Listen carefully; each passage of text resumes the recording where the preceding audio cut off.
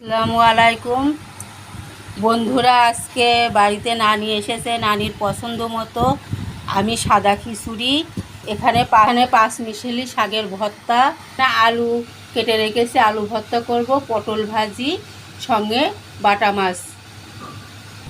বন্ধুরা, আমি চাউলের সাথে দুই রকম ডাউল, কালার ডাউল, মসুরির ডাউল ভালো করে চাউলের সাথে ধুয়ে নিয়েছি। এখানে তেজপাতা, জিরা, গরম মশলার ফল কাঠ আমি দিয়ে দিলাম। এখানে পরিমাণ মতো পেঁয়াজ রসুন আগের থেকে আমি কেটে রাখছি, এগুলো দিয়ে দিলাম।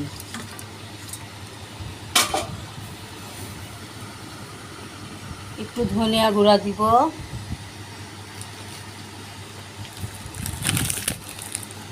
পরিমাণ মতো লবণ দিব।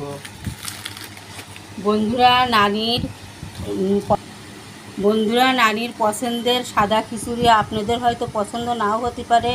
নানির বিটার বউ চাকরি করে, সে প্রত্যেক দিন বাসায়তে মাছ মাংস খেয়ে বলছে, নাতি মাছ মাংস আমার দ্বারা সম্ভব না, আমার পচা খাবার খেতে খেতে পেটে আমার হয়ে গেছে, তুই আমার জন্য এগুলো খাবার কর।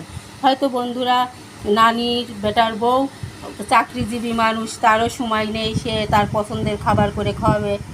এই জন্যেতে নানি আমাকে বলল যে তুই আমার পছন্দের, নানি অনেক পুরাতন মানুষ, তার পছন্দের সে নিজে হাতে রান্না করেছে, খেয়েছে, একসময় কাউকে দিছে, এখন সে সেটা পারতিছে না, কিন্তু তার মনের একটা চাহিদা থাকে। বিটার বউ চাকরি করে কিন্তু সে তার মনের কোনো কিছুই তাকে বলতে পারছে না। সে আমাকে বলল, তুই আমার জন্য কোনো মাছ মাংস রান্না করবি না, আমার পছন্দের খাবারগুলো তুই রান্না কর, আমি এতেই খুশি।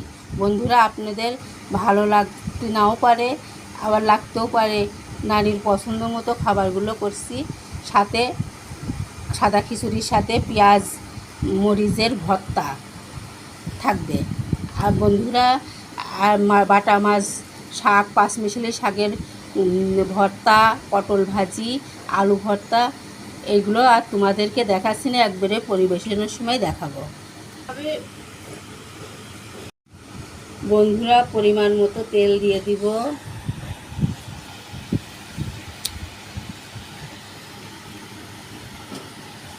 এবার খিচুড়িটা সুন্দর করে আমি মাখবো। এখানে আমি কোনো হলুদের গুঁড়া, কোনো ঝালের গুঁড়া ব্যবহার করব না, যেহেতু ঝালের ভর্তা থাকবে কাঁচা পেঁয়াজের সাথে, এই জন্যই সাদা খিচুড়ি। এখানে কোনো রকম হলুদ ঝাল আমি ব্যবহার করলাম না।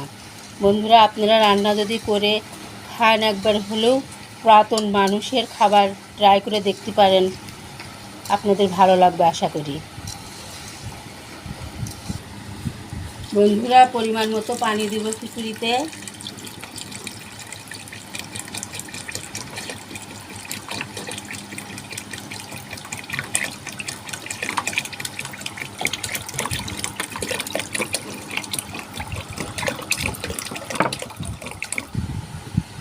বন্ধুরা, আমি আলু ভর্তাটাও ভাতের সাথে দিয়ে দিব।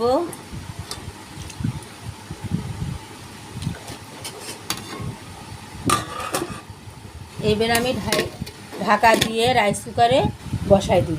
বন্ধুরা, নানির পছন্দের খাবারের জন্য এখন আমি পেঁয়াজ মরিচ ভর্তা করতেছি। বন্ধুরা, আমি রসুন, কাঁচা ঝাল শাকের সাথে সিদ্ধ করে নিয়েছি, এটা এখন চটকাবো। চটকায়ে সুন্দর করে চটকায়ে নিব, চটকায় নিয়ে শাক ভর্তা করব। আমি পরিমাণ মতো তেল দিব, সরিষার তেল দিয়ে পেঁয়াজ মরিচটা সুন্দর করে মেখে নিলাম। এবার ভর্তাটা করব।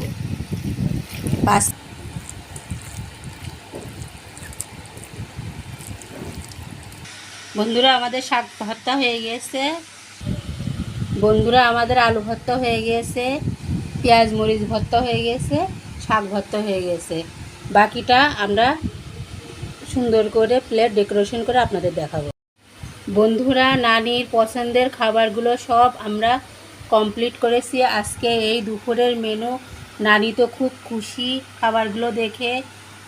আপনাদের হয়তো ভালো নাও লাগতে পারে, কিন্তু একটা ছোট্ট একটা ছোট্ট আবদার ছিল নানির, সেটা আমি পূরণ করতে পেরে আমি নিজের কাছে খুব খুশি মনে করতেছি। বন্ধুরা, ভালো লাগলে আপনারাও বাড়িতে এইভাবে রান্না করে একবার খাইয়ে দেখবেন। অনেক পুরাতন মানুষের হাতের রান্না, পুরাতন খাবার। বন্ধুরা, নানির খাবারের প্লেটটা সাজাইছি, নানি মেয়ের বাড়ি চলে যাবে। নানি তো খুব খুশি। এখানে 1 গ্লাস পানি, খাবার সাজাই দিয়েছি, নানি খুব পছন্দ হয়েছে। বন্ধুরা, আপনারাও এভাবে ট্রাই খাইয়ে দেখবেন, খুব মজা লাগবে।